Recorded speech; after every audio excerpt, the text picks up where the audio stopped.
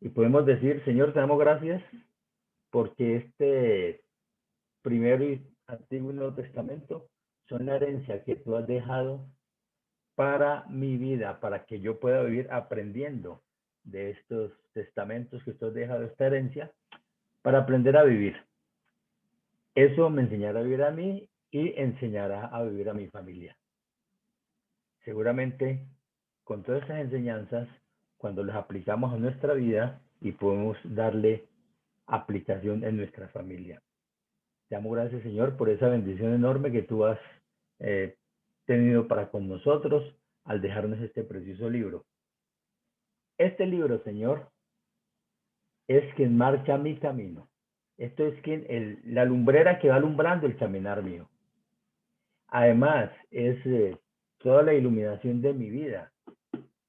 Es a través de este libro. Sus palabras llenas de sabiduría iluminan mi vida y la de todo mi entorno. Señor, te damos gracias porque tú a través de estas enseñanzas me has bendecido mucho hasta el día de hoy. Pero también te damos gracias, Señor, porque a partir de hoy me vas a bendecir aún más. Gracias te damos, Señor, en el nombre de Jesucristo. Amén. Dios les bendiga y bienvenidos a la reunión del día de hoy. Poco accidentada la reunión de hoy, casi no comenzamos, pero bueno, aquí estamos. El texto del año que nosotros hemos venido viendo es Mateo 28:19, dice, por tanto, id a hacer discípulos a todas las naciones, bautizándolos en el nombre del Padre y del Hijo y del Espíritu Santo. El que está al lado, debemos ir a todas las naciones y hacer discípulos para el Señor. Esa es nuestra principal labor sobre la tierra. Es la principal labor, porque si somos cristianos, por la gracia de Dios, y estamos aquí caminando con Él, por las enseñanzas de Él, es indudable que lo que es principal para el Señor es principal para mí. Y lo principal para el Señor es hacer discípulos, eso es lo principal para mí en la vida. Este mes hemos tenido un texto que hoy terminamos con él, precisamente la reflexión, que dice, te abrirá el Señor su buen tesoro del cielo para enviar la lluvia a tu tierra en su tiempo y para bendecir toda obra de tus manos. Y prestarás a muchas naciones y tú no pedirás prestado. Deuteronomio 28:12. Y el día de hoy vamos a tener un par de textos bíblicos. Uno es, uno es Hechos 2:42 y dice, y perseveraban en la doctrina de los apóstoles, en la comunión unos con otros, en el partimiento del pan y en las oraciones. Ese es Hechos 2:42. Y tenemos otro texto bíblico que es 2 Corintios 6:14. Dice, no os unáis en yugo desigual con los incrédulos, porque ¿qué compañerismo tiene la justicia con la injusticia? ¿Y qué comunión la luz con las tinieblas? Este es 2 Corintios 6:14. Hoy tenemos dos textos bíblicos que parece que se encuentran, se oponen, son como los antípodas nuestras. Tiene un título, la predicación de hoy, el título es, una cosa debemos saber, no somos solos. Mire que dice no somos solos, debería decir no estamos solos, pero realmente le coloqué el título no somos solos porque somos un cuerpo y un cuerpo es compuesto por muchos.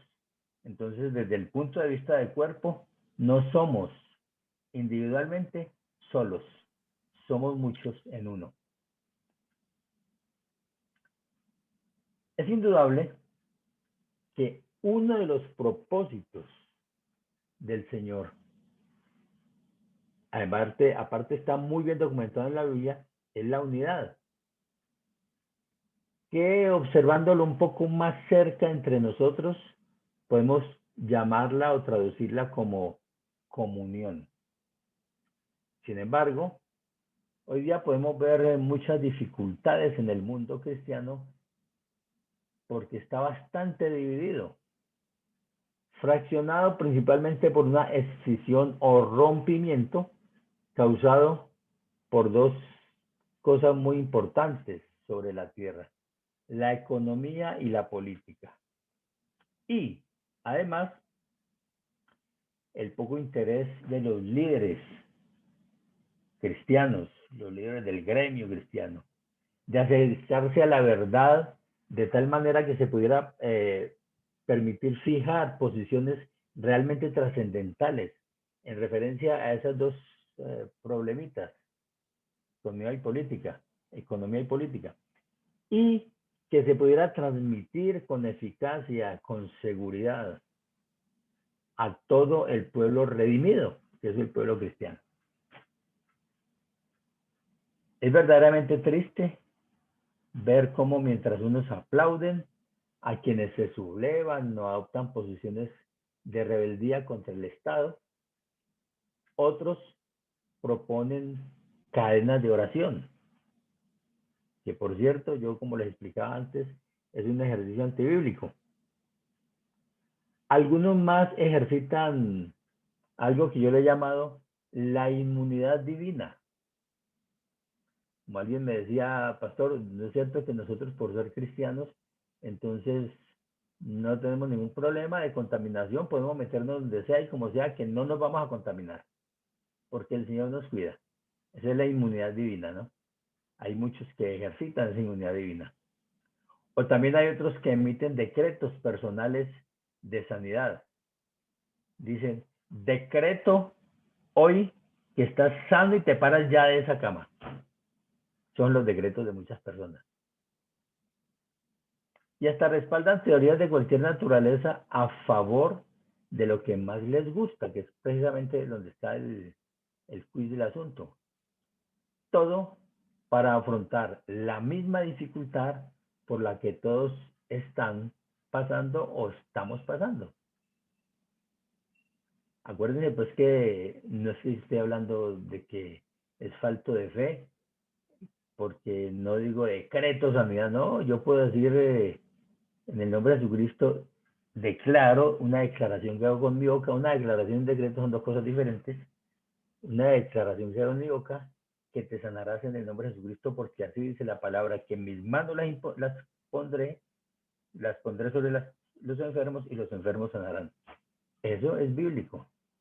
Y eso podemos practicarlo y seguirlo practicando. Bueno, definitivamente no hay ni unidad de criterio por razones de reflexión científica, ni comunión por razones de tipo espiritual, y menos aún solidaridad por razones de tipo doctrinal. Es decir, cada quien arranca por su lado, como decía la vez pasada, que hoy está muy de moda estar viendo los videos, estar enviando videos de gente que está a favor de unos aspectos, que si es pandemia, que no es pandemia, que si es vacunación.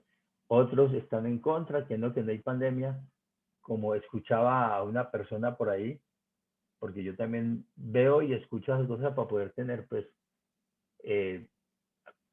posibilidad de opinar al respecto. Y para opinar tengo que conocer lo uno y lo otro. Entonces una persona decía que si las dejaran de hacer las pruebas del PCR, las que hacen para revisar anticuerpos, y que las hicieran más preciso para determinar verdaderamente cuáles eran los enfermos de COVID-19, se bajaría, pero con mucho, el número de enfermos por COVID-19, porque se hacía más real. Entonces, eso de que tanto enfermo por COVID-19, eso no sería. Entonces, mi pregunta es, ¿y así podremos hacer con los muertos? ¿También le rebajamos? ¿Con la prueba hacemos que los muertos sean menores también? Una pregunta que me ocurrió así. Bueno, oye. Entonces, esto de lo que estamos hablando no es cosa menor, ya que el mundo, o sea, toda persona del mundo, debería sentir en su propia carne el poder de Dios a través o desde la observación de los hijos de Dios o del pueblo de Dios. Nosotros somos nada menos que el cuerpo de Cristo. Y el cuerpo de Cristo con la intención de mostrar la gloria de Dios en cada uno de nosotros. Es que así lo dice la Biblia, no es una cosa que yo estoy inventando. Dice Colosenses 1:27, digamos la segunda parte del 1:27 y el versículo 28. Dicen, Cristo en vosotros la esperanza de gloria. Y dice el 28, a quien anunciamos amonestando a todo hombre y enseñando a todo hombre en toda sabiduría, a fin de presentar perfecto en Cristo Jesús a todo hombre. Ese es Colosenses. Hay una palabrita que me interesa bastante aclararla aquí, que dice, a quien anunciamos amonestando. Amonestar, según la concordancia de Strong, es en griego nouseteo. Nouseteo. Es el griego. Y significa llamar la atención, poner en la mente, advertir, exhortar. O sea que nosotros la esperanza, somos la esperanza de gloria y nosotros tenemos que mostrar, tenemos que poner en la mente, llamar la atención, cuando decimos amonestar, a todo hombre tenemos que llamar la atención referente a Cristo, porque debemos enseñar a todo hombre en toda sabiduría al fin de presentar perfecto en Cristo Jesús a todo hombre. O sea, eso es amonestar, realmente es para mostrar, para llamar la atención, para poner en la mente de las personas, para motivar a la gente. Para eso es que nosotros tenemos que tener a Cristo en cada uno de nosotros y mostrarlo. Es decir, cada cristiano debe ser una buena representación de Cristo. Cada cristiano debe ser una buena representación de Cristo. Eso tenemos que ser nosotros. Hemos estudiado algunos textos bíblicos estos días sobre el capítulo 28 de Deuteronomio, donde Moisés coloca delante de los ojos del pueblo israelita o judío profundas y definitivas consecuencias que comportan la alternativa de cada ser humano al escoger el bien o el mal. O sea, hay unas consecuencias muy profundas, muy precisas, que tienen que ver con esa alternativa del hombre de escoger el bien o el mal. Eso está en Deuteronomio 28, dirigido allá al pueblo israelita. Hemos estudiado algunos puntos con respecto a la bendición, sin negar que las maldiciones eran acarreadas por el pueblo judío en su tiempo. Los juicios de Dios alcanzan la mente humana, llenándola de oscuridad y horror. Eso pasaba en ese Antiguo Testamento. Y alcanza el cuerpo, y alcanza la economía, la hacienda de cada persona. Los juicios más severos incluso constituyen gran dolor, terror y destrucción para el hombre mismo. Eso es una forma de el gobierno de Dios en el Antiguo Testamento. La desobediencia en el tiempo de la gracia, que es el que estamos, también tiene consecuencias similares a las del Antiguo Testamento. Pero el Señor las administra de manera diferente en el Nuevo Testamento. Acuérdense que el Señor aquí en el Nuevo Testamento ha mandado a Jesucristo. Jesucristo es el que fue la cruz del Calvario para redimirnos a todos. Y el que comete pecado no es como en el Antiguo, que el Señor tenía una acción directa y decía que raía de la tierra el que fuera que lo cortaba. Ya en el Nuevo Testamento jamás se ha oído hablar de cortar, que es que el Señor lo va a cortar, como muchas veces dicen, no, eso aquí no se usa en el Nuevo Testamento. El Señor ha cambiado su forma de gobernar. Así que Dice el texto entonces, dejando claro que las maldiciones tienen su forma de verse hoy en día también, pero que existen. Entonces dice el texto del mes que te abrirá el Señor su buen tesoro del cielo. Eso está perfecto. Él nos abre el cielo, así como lo abrió en el Antiguo Testamento, lo abre también en el Nuevo Testamento.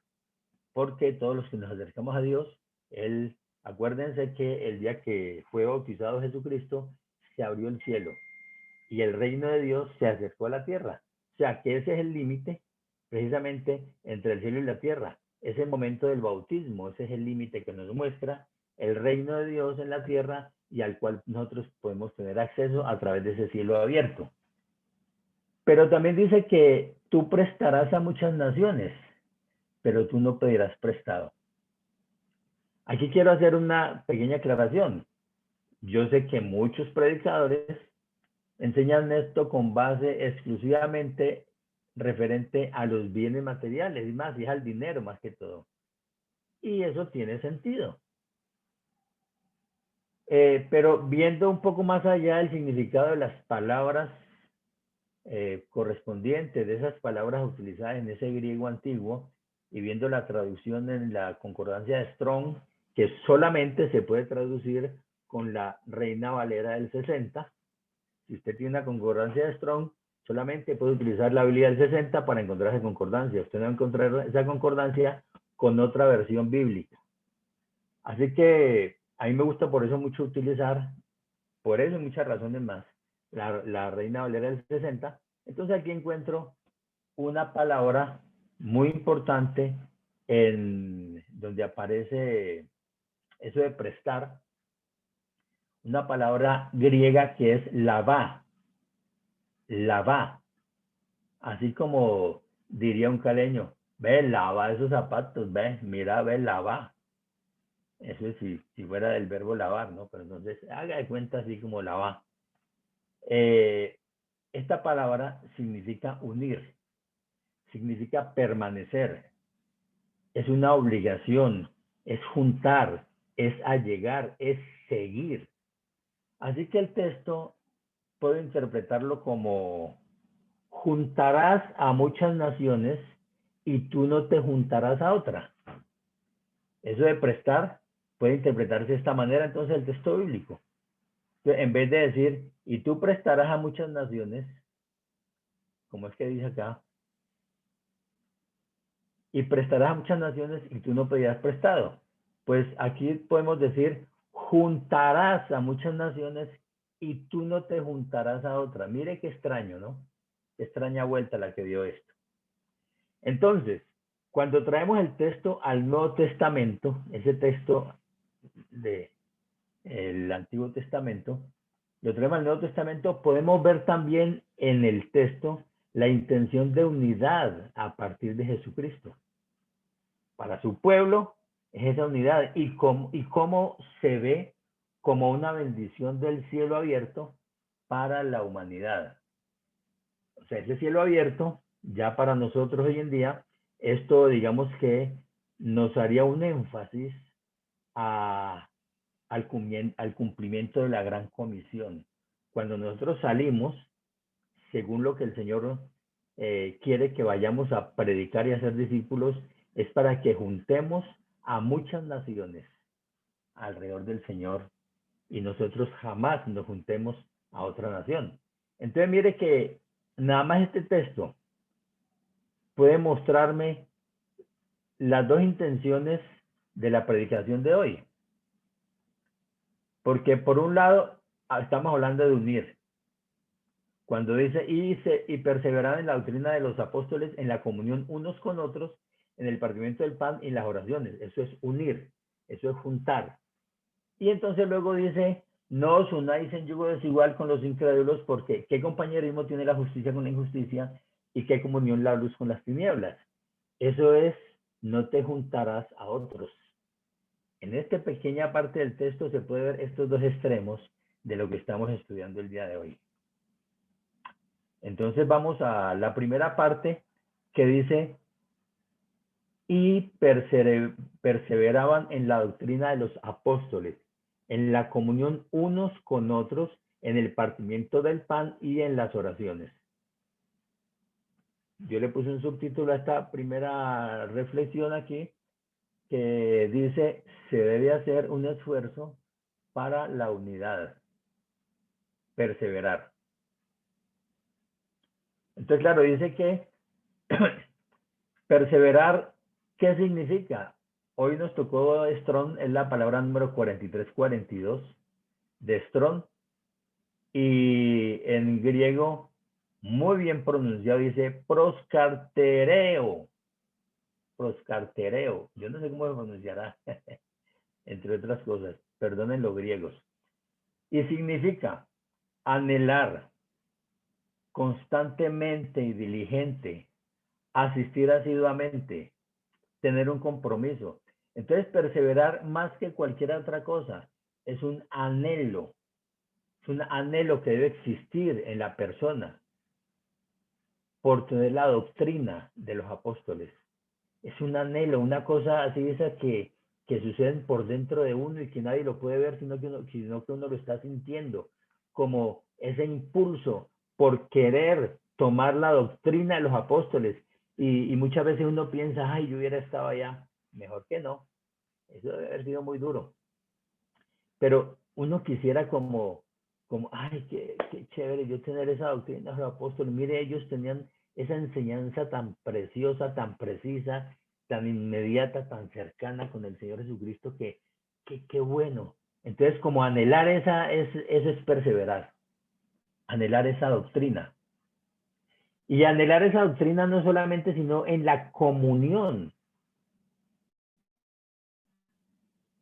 de unos con otros. Anhelar esa doctrina en el pan, que es un proceso de recordación del Señor y lo que se puede derivar de todo eso. Y anhelar esa doctrina en las oraciones.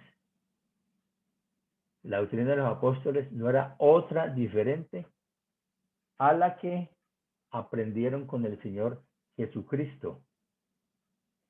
Y que nosotros tenemos que aprenderla también con el Señor Jesucristo, pero a través de su libro que nos ha dejado para que nosotros lo podamos alcanzar. Pero nos dejó también otra ñapita, que no nos dejó para que estudiemos el libro, así como leyendo a Condorito. Condorito, yo creo que muchos de estos jóvenes no conocen ya Condorito. Solamente nosotros los viejitos y yo soy el único de aquí. Bueno, entonces como leyendo que ya no sé de qué comparar porque no conozco los cuenticos de ahora. Como leyendo el WhatsApp, mejor dicho. Que eso el WhatsApp lo pasan así, ni siquiera saben qué dice ahí. Porque hay tanta información en WhatsApp que la gente mira y pasa. Y información buena, información mala, regular y que no sirve. O, como dice un expresidente, fake news. Entonces, lo ven así, no, nosotros tenemos el Espíritu Santo en cada uno de nosotros y el Espíritu Santo nos proporciona una forma de ver la Biblia de tal manera que no solamente veamos el logos, la escritura de la Biblia, sino que podamos ver el rema. El rema es una aplicación que solamente el Señor te da a ti, me da a mí, nos da cuando nosotros estamos precisamente estudiándola con perseverancia, con anhelo. A mí cuando yo me pongo a ver la Biblia, lo primero que digo, bueno, un pastor me enseñó, es, Señor, dame una palabra hoy. Y entonces usted se pone a leer la Biblia y encuentra cosas que jamás había visto antes. Esto de juntar, esto de prestar a uno y que no pedir prestado, no sé qué, en fin, esto jamás yo lo había visto así. Pero anoche, no sé por qué, bueno, el Señor nos impulsa a que vayamos un poco más allá a investigar cosas y me doy cuenta, porque es que no me sonaba esto de la plata prestada, aunque en los judíos, pues, eso no lo podemos dudar ni un segundo. Ellos son los dueños de los bancos y los que crearon los bancos. Ustedes saben cómo se creó el banco, ¿no? El banco se creó con un judío sentado en la plaza en un banco, esperando que la gente que necesitaba fuera allá al banco donde estaba el judío sentado y le resolviera la parte económica. Entonces le prestaba 20 y le cobraba 50, pero el que resolvía el problema se iba contento porque resolvía. Y ahí estaba el judío sentado en el banco todo el día.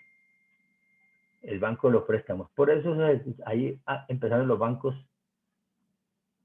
Eso es una historia que no puedo corroborar con ningún dato científico, ningún documento, así pues que tómenlo como una historia contada así a la ligera. Posible que sea cierto, se parece mucho, pero como esto lo va a ver gente que de pronto me va a decir que estoy enseñando cosas que no son, entonces mejor yo digo, no tengo documentación al respecto. Entonces, bueno, perseveraba en la doctrina de los apóstoles, o sea, anhelaban esa doctrina de los apóstoles. La doctrina de los apóstoles era lo que el Señor Jesucristo enseñó personalmente, cuando eso no había distanciamiento físico ni distanciamiento social en esos días. Solamente los leprosos sí hacían eso. Entonces, bueno, la comunión alrededor del Señor. Debían resolver toda situación que los colocara en divergencia con los hermanos. Para poder tener comunión, tenemos que resolver lo que nos haga caminar por caminos diferentes. Esa comunión alrededor del Señor tiene que ayudarnos a mirar como una misma meta a través del Señor, porque el Señor no puede enseñar dos cosas diferentes para alcanzar el mismo objetivo a través de Él. No puede decirle, no, si usted se va detrás de fulano, entonces usted alcanza lo mismo que yo le estoy diciendo que vaya por acá, no, eso no puede ser. Celebraban la Pascua con una manera de unir. Cada vez que celebramos la Pascua, cada vez que nosotros celebramos la comunión aquí, que es los primeros domingos de cada mes, pues porque por nada importante, pues así no con una decisión de la iglesia, me parece lo importante es celebrar la cena. Entonces nosotros celebramos la cena porque es una conmemoración del regreso del Señor. Y esa conmemoración nos hace unir en una esperanza, nos hace unir en algo que nosotros creemos y que nosotros esperamos que va a suceder y que nos debe servir en época de dificultades para poder nosotros tener como una seguridad, una firmeza, una esperanza en la vida que cotidianamente tenemos que ir desarrollando. Es tener una esperanza unificada, es mirar hacia el mismo lugar que se tiene por meta. Entonces, esto también es unión. Ahora, cuando se habla de las oraciones, es orar intercediendo por los demás. Casi siempre nuestra oración se convierte en una declaración de derechos que yo tengo. Señor, tú sabes que yo soy buen hijo, Señor, yo tengo derecho a tener un carro nuevo, yo tengo derecho a tener una casa, yo tengo derecho, Señor, yo tal cosa, Señor, bendígame, pues, Señor, porque yo te pido, porque, Señor. Entonces, toda la oración se convierte, pues, en una declaración de derechos personales. Y según lo que he visto en la Biblia, es más eficaz cuando pensamos en los derechos, digamos, no los miremos como derechos, sino en las necesidades de los demás. Nosotros hemos visto hace mucho tiempo que en Job 42:10, se puede anotarlo ahí, después lo revisa, dice que el Señor quitó la aflicción de Job cuando Job hubo orado por sus amigos y le restauró el doble de todas las cosas que Satanás le había quitado. O sea, él había perdido, por decir algo, 2 cosas de una especie, le restauró 4 de esas. En cuanto a hijos, en cuanto a ganado, en cuanto a todo, lo restauró el doble. Pero aquí no dice que Job se puso a orarle al Señor para que le restaurara, no, le dice, cuando Job hubo orado por sus amigos, entonces le fue restaurado el doble de lo que él había perdido. Cuando usted ore por sus amigos, hágalo con toda seguridad que el Señor le va a restaurar. Ah, pero primero, dígale al amigo, yo voy a orar por usted, mi querido amigo, pero me tiene que traer una ofrenda de sacrificio como hicieron los amigos con Job. Le llevaron una ofrenda de sacrificio a Job. Job les recibió la ofrenda de sacrificio y después oró por ellos y el Señor escuchó la oración de Job. No dice qué pasó con los amigos. No dice que si los amigos fueron bendecidos, dice solamente el Señor escuchó la oración de Job, pero a Job le restauró todo. Entonces, mire, usted a sus amigos le dice, donde usted traiga un novillo y lo sacrificamos aquí, entonces es el sacrificio que debe traerme aquí, usted, no yo, usted, porque usted es el que va a orar por su amigo, no yo. Entonces usted dice, entonces tráigame la ofrenda a cada uno de ustedes, a mí no me traigan nada, tráigame la ofrenda, sacrificamos la ofrenda, hacemos el sacrificio, la alabanza, lo que sea, porque el sacrificio de hoy en día es alabanza 100%, y después ora por ese amigo. El Señor va a escuchar la oración del amigo y cuando usted llegue a su casa, oh, ¿qué pasó aquí? Se me va a llevar una nevera que me va a pagar, ahora tengo dos. Se me vea, bueno, eso no es así, pero bueno, porque cuando uno incumple un crédito tampoco es que se le va a reponer por eso. Entonces, bueno, mire que como Job, de verdad, a mí ese, cuando yo vi esto de Job hace bastantes años, porque yo siempre he enseñado esto en la iglesia, a mí esto me trajo como una especie de ánimo.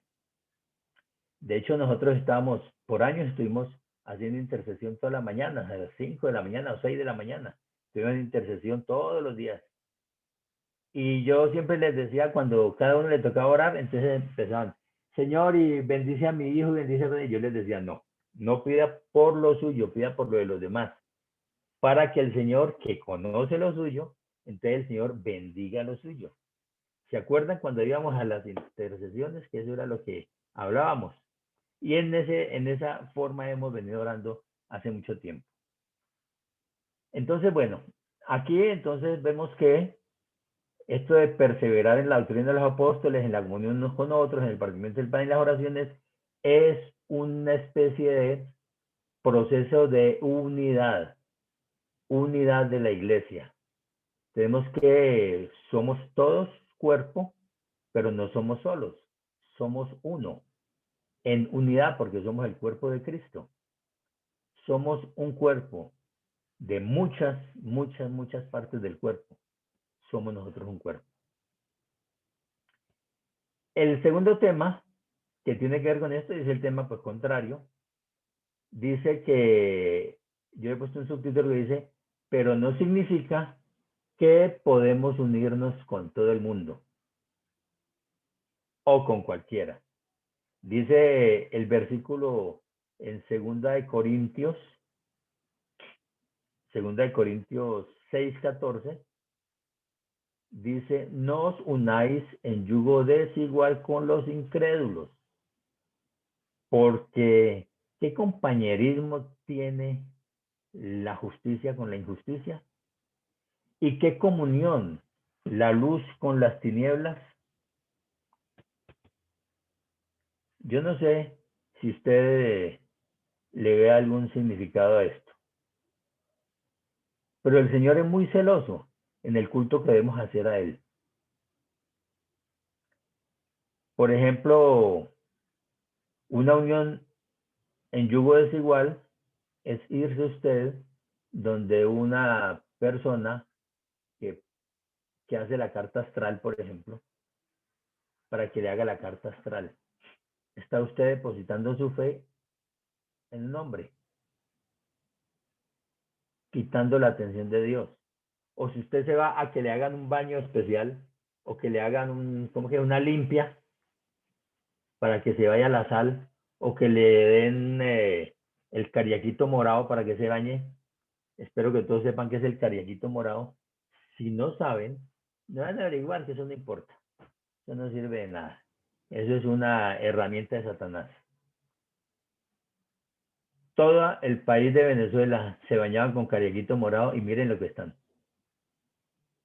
Allá conocí el cariaquito morado. Cualquier venezolano le dice a usted qué es el cariaquito morado.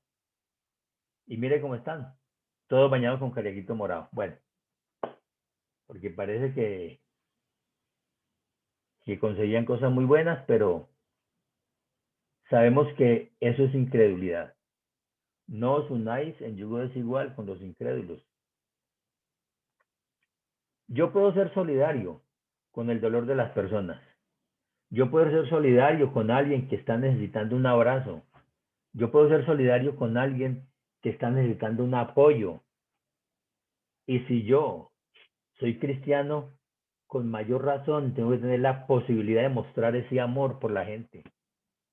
Sea un brujo, sea lo que sea. Pero no debo participar de sus cultos. No, señor. No debo participar de sus cultos, aunque estos sean hechos en celebraciones póstumas. No, que es que a mi querida amiga, que ella, pues sí, ella cree allá en, en la Virgen de Coromoto, yo no sé, en cualquier cosa de estas. Y se le murió un familiar muy querido, entonces yo tengo que acompañarla hasta allá, incluso hasta el culto que le hagan allá con las ramas y todo lo que quieran hacerle. No, eso, el día que usted esté en un culto de esos y llega el Señor, usted es de los que va a ir que otros se van, va a ver que otros se van, perdón. Usted es de los que va a ver ahí, ve, fulano estaba ahí y ya no está, pero usted se va a quedar ahí. Porque eso es como cuando la policía llega a un sitio donde hay un robo. Todos los que estén ahí alrededor del robo sean detenidos, así sean los inocentes y los culpables. Ahí quedan detenidos.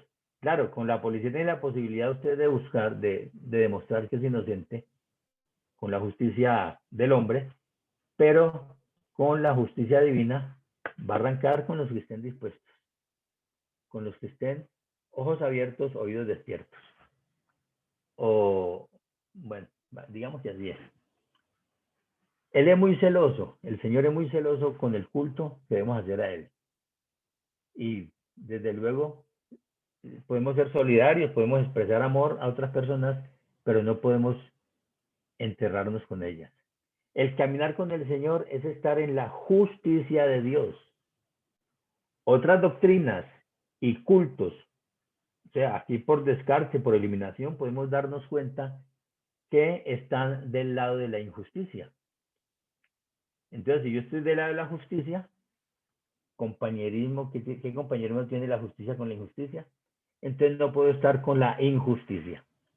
Lo más importante es que no lo decimos nosotros, porque cuando yo digo algo, pues desafortunadamente nosotros nos preocupa mucho por la corbata, bien organizadita y todo lo demás, aunque tengamos la camiseta rota.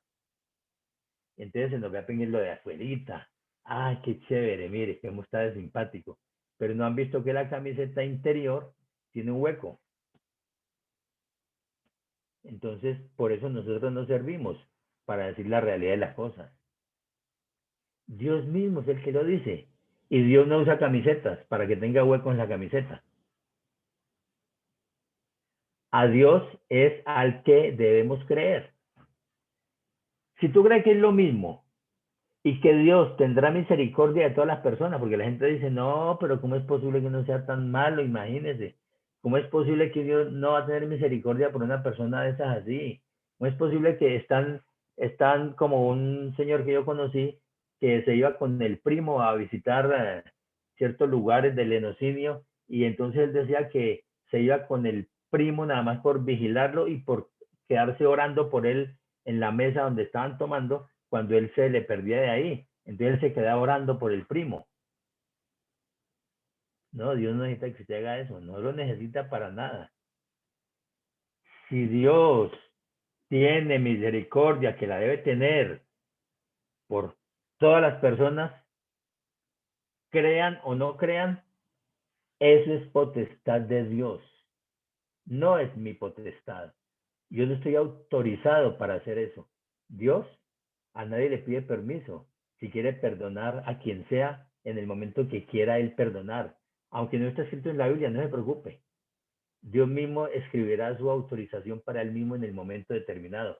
Pero dejemos que Dios es el que haga lo que hace él y nosotros hagamos ese pedacito que nos toca hacer a nosotros solamente. No nos metamos en los zapatos de Dios porque, entre otras cosas, no usa zapatos. Entonces, a propósito del yugo desigual, nosotros creemos que el yugo desigual en el cristianismo solamente existe para cuando una joven mujer con un joven hombre se quieren casar. Y entonces uno dice, no, es que ese tipo es un bandido. En cambio, usted es una princesa del Señor. Usted es, entonces usted no puede con ese bandido. O de pronto, es que usted es un príncipe de Dios. ¿Cómo es posible que se va a casar con esa bandida? Ese es el yugo desigual que se trata en la iglesia. Pero yugo desigual en la iglesia hay muchos. Mire, yo he sufrido del yugo desigual, pero infinidad de cosas, sobre todo en la parte económica. Yo tenía un compañero que era testigo de Jehová y yo creía que él era mi hermano, pues entre las cosas que hacíamos y todos los negocios que hice con ese tipo, salí perdiendo, en todos salí perdiendo. Años pasé tratando de levantarme de esos negocios que hice con ese tipo. Tuve una empresa distribuidora de productos farmacéuticos, estuve asociado con un tipo humanista 100%, medio bandido, y ese negocio también fracasó. Y yo le puedo contar muchos negocios en donde el yugo desigual me ha sacado por el camino peor, porque es que hay otra cosa, que yo era cristiano declarado y estaba confiando en personajes que creían otra cosa, que la moral era diferente. Por ejemplo, algo muy sencillo, porque la gente podrá decir, ay, pero es que eso no tiene nada que ver. Ah, claro que tiene mucho que ver.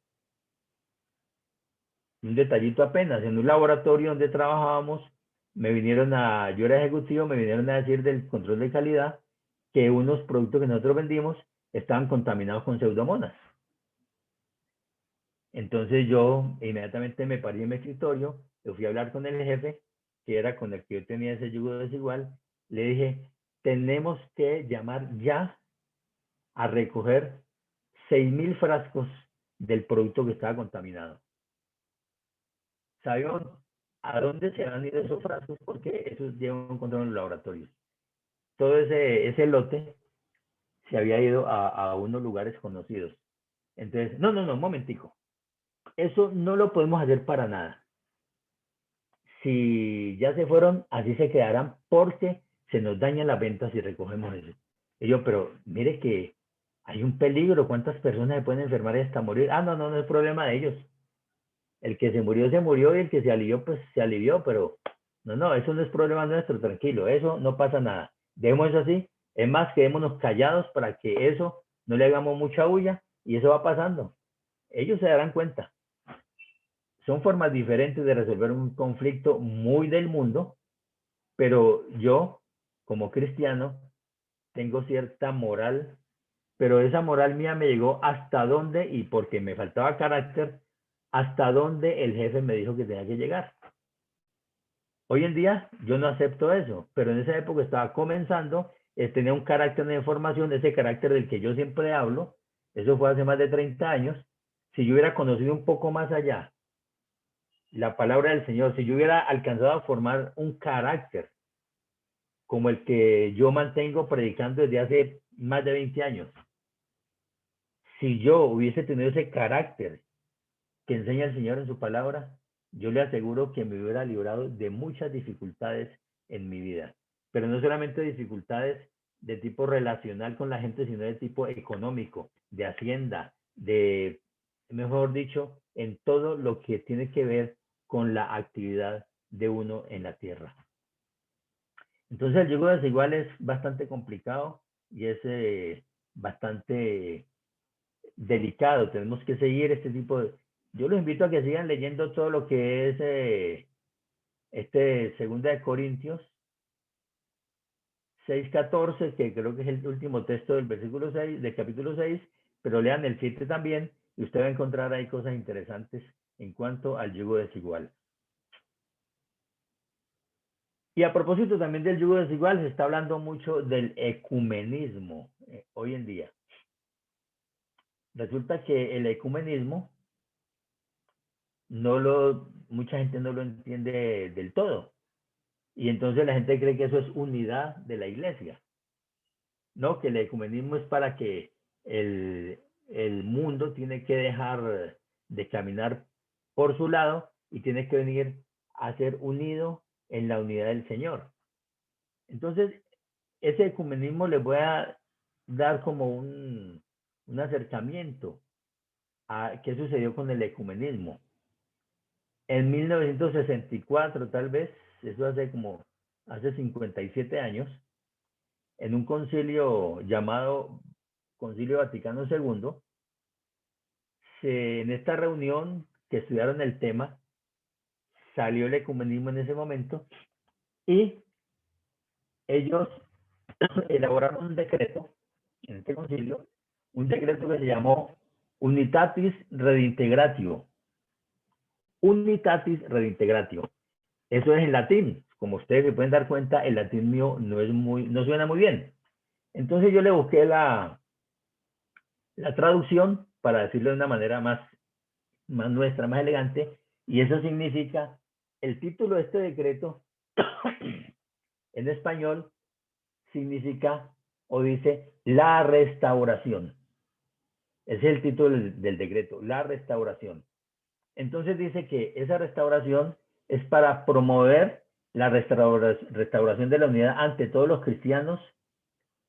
Es uno de los fines principales que se ha propuesto ese Concilio Vaticano II, puesto que es la única iglesia fundada por el Señor Jesucristo, aun cuando son muchas las comuniones cristianas. Y dice que nosotros somos los cristianos separados, los que vinieron después de la Reforma, los que se dieron en el tiempo de Lutero, que fue cuando surgió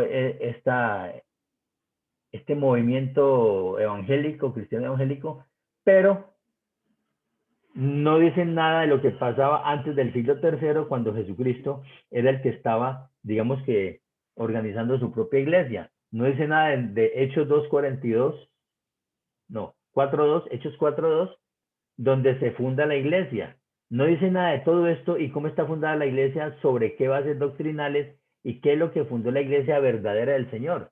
Entonces ellos tienen una iglesia que llaman Iglesia Universal, y esa Iglesia Universal ellos han visto que se ha ido disgregando y la quieren reunir nuevamente. O sea que, en dos palabras, el ecumenismo no es otra cosa que un proceso establecido por la Iglesia Universal para acabar con las iglesias cristianas, con la Iglesia Cristiana Evangélica. Eso es el ecumenismo. Entonces han dicho que es unidad.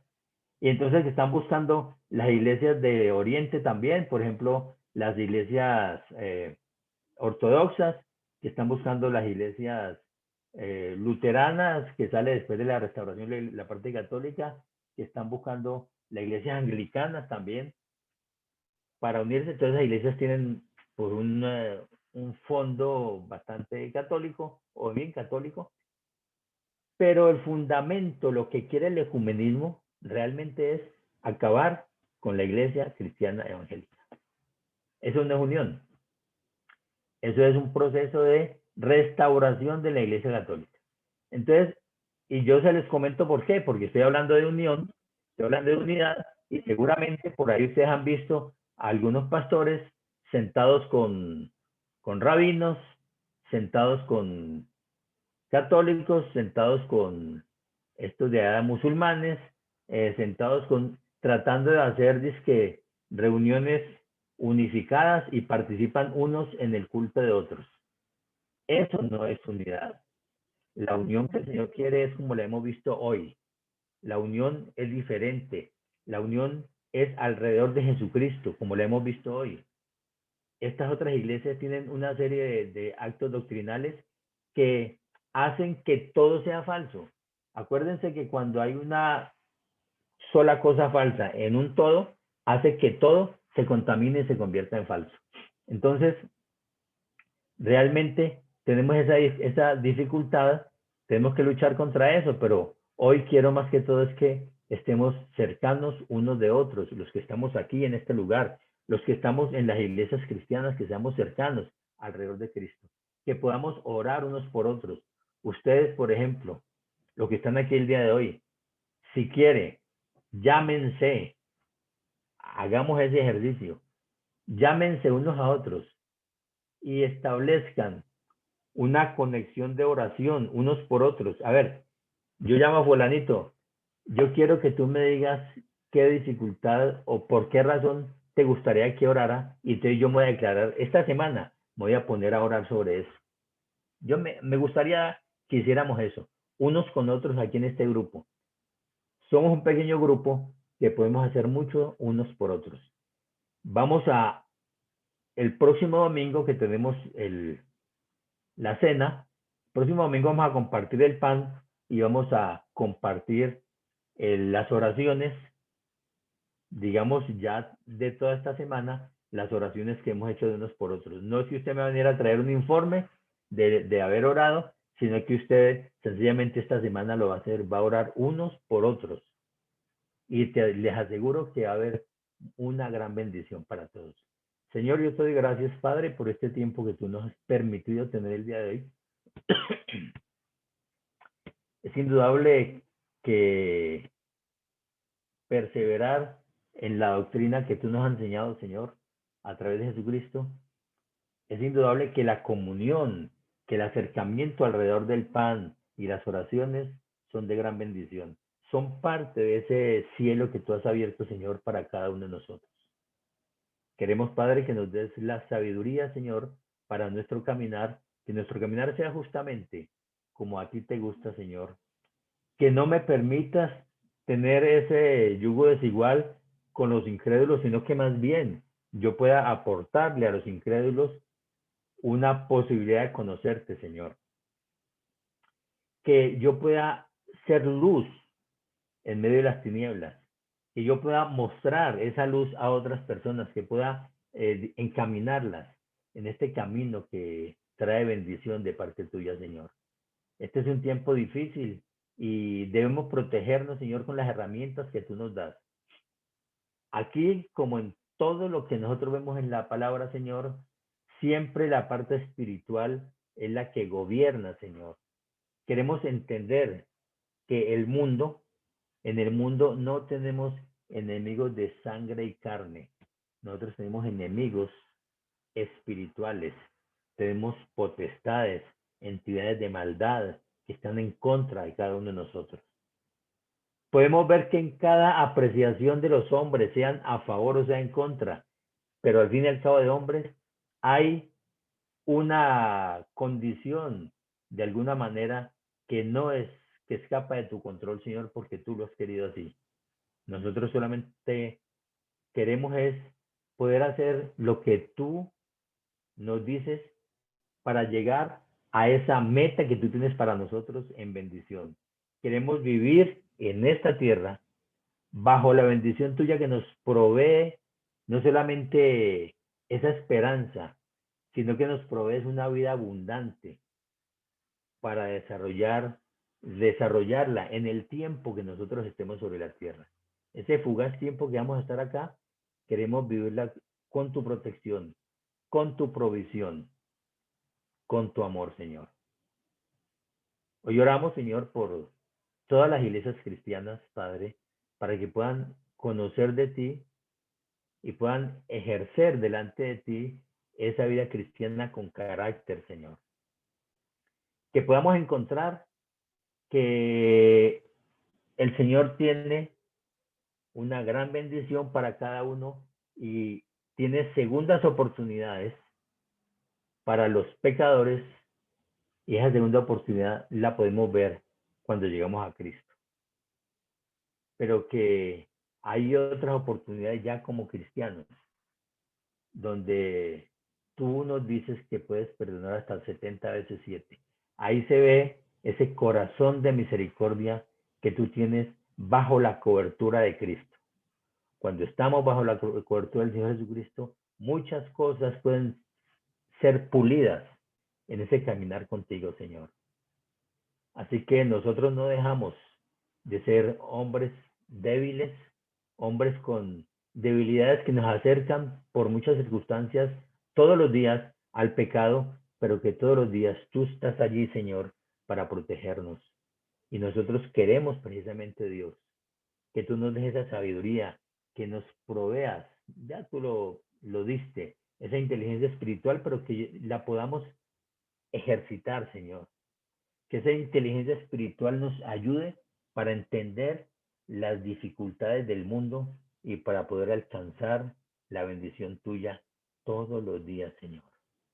Bendigo las iglesias cristianas, bendecimos a todos aquellos que no te conocen, Señor, y creemos que esa misericordia tuya es tan grande, tan amplia y cada día nueva, que podrá servir para que a través de nuestra actividad, de el acercamiento nuestro, de tu palabra, el ejemplo que le podemos dar a otras personas, sirvan para traerlos al reino de los cielos, al reino tuyo, Señor. Te amo, gracias, Padre Santo, en el nombre de Jesucristo. Amén. Amén. Dios lo bendiga.